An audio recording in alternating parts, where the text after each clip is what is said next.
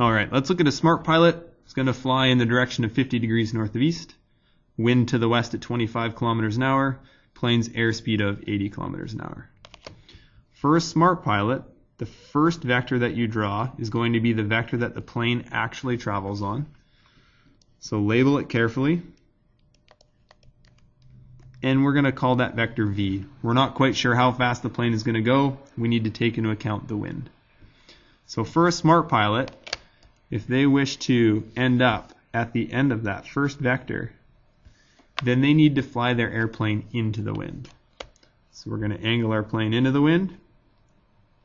We'll take off.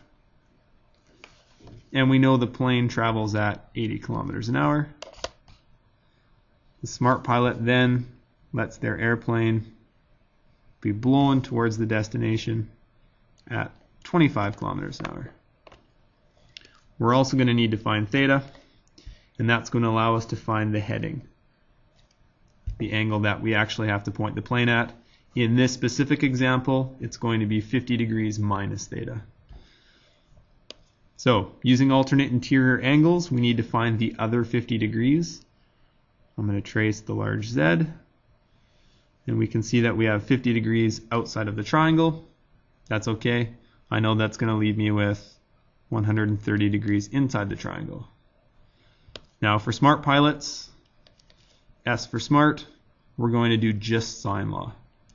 So the first calculation is sine law